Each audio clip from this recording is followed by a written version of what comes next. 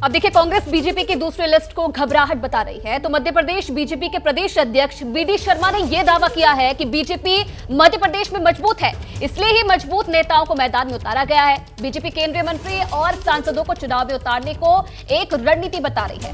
BD Sharma ने यह भी कहा कि कोई नाराज नहीं है और न ही एमपी में कोई गुजरात मॉडल है। तो ये बड़ी अपडेट हम आपको बता रहे हैं कि बीडी शर्मा ने क्या कहा है, वो भी आपको सुना देते हैं। बीजेपी की दूसरी सूची में जिस तरीके से 7 सांसदों के नाम आए हैं, उससे लोग हैरान हैं। और ये बीजेपी की क्या रणनीति है जिसके तहत 7 सांसद और 3 केंद्रीय मंत्रियों को मैदान में उतारा गया, बताने के लिए हमारे साथ स्वयं बीजेपी के प्रदेश अध्यक्ष बीडी शर्मा जी हैं। बीडी भाई, जिस तरीके से 7 सांसद जिसमें 3 केंद्रीय मंत्री हैं, तो क्या सोच के उतारा? ऐसा लग रहा है कि बीजेपी की हालत कुछ ज्यादा खराब है क्या? बीजेपी की हालत ज्यादा अच्छी है, इसके लिए अपने वरिष्ठ नेताओं को, अपने जो सांसद हैं वो भी एक कार्यकर्ता हैं, तो भारतीय जनता पार्टी ने अपने कार्यकर्ताओं को जो किस सीट के लिए कौन हो सकता है, ये हमारे नेतृत्व ने जो निर्णय किया है वो स्वागत योग्य कदम है। और ये सुनिश्चित हो गया कि भारतीय जनता पार्टी मध्य प्रदेश के अंदर ऐतिहासिक बहुमत के साथ जीतेगी। ये भी सुनाई दे रहा है कि अब तक 2 लिस्ट आई हैं, किसी कैबिनेट मंत्री का नाम नहीं है। क्या यहाँ भी गुजरात मॉडल दोहराया जाएगा? नहीं, देखिए, मेरा ऐसा मानना है कि चुनाव जीतने के लिए रणनीतिक तैयारी जो चाहिए उसके अनुसार हमारा नेतृत्व मंथन करने के बाद उस पर निर्णय कर रहा है। और आगामी समय में भी जीतने वाले कार्यकर्ता कौन होंगे उसके अनुसार नेतृत्व निर्णय करेगा। कोई पहले इन लोगों को जानकारी दी गई थी? एकदम धमाके की तरीके से लिस्ट आई। कई लोग, भारतीय जनता पार्टी एक सिस्टमेटिक ऑर्गेनाइजेशन है, कैडर बेस्ड ऑर्गेनाइजेशन है, इसलिए सब कार्यकर्ता हैं। तरफ से कोई नाराजगी? और सभी कार्यकर्ता होने के नाते से किसी को कुछ भी आदेश नेतृत्व कर सकता है, जो कर रहा है। क्या लग रहा है अब पार्टी कहां खड़ी दिख रही है? इस बार ऐतिहासिक बहुमत के साथ अभी तक की सर्वाधिक सीटें बीजेपी जीतेगी। किसी कोई नाराजगी? कल का आपने कार्यकर्ता महाकुंभ देखा।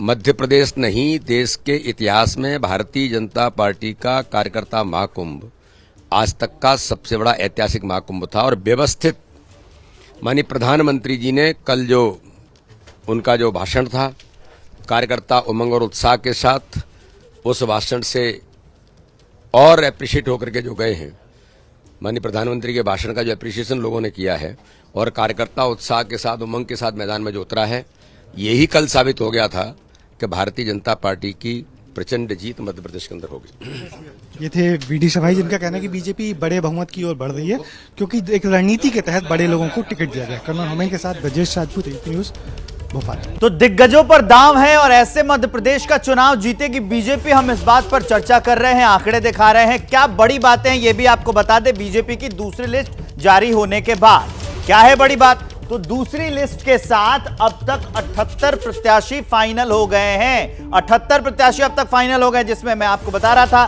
3 केंद्रीय मंत्री समेत 7 सांसदों को टिकट दिया गया है। बड़े बड़े दिग्गजों को टिकट दिया गया है।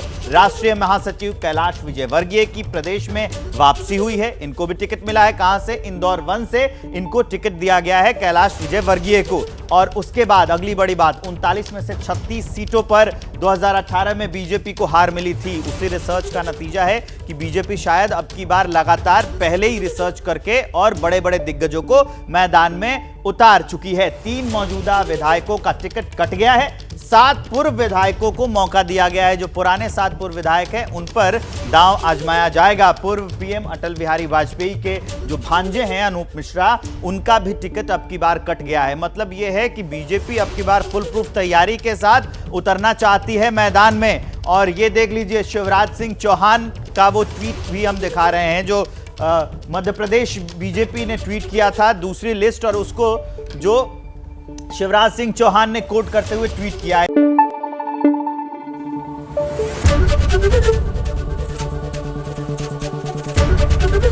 ABP न्यूज़ आपको रखे आगे।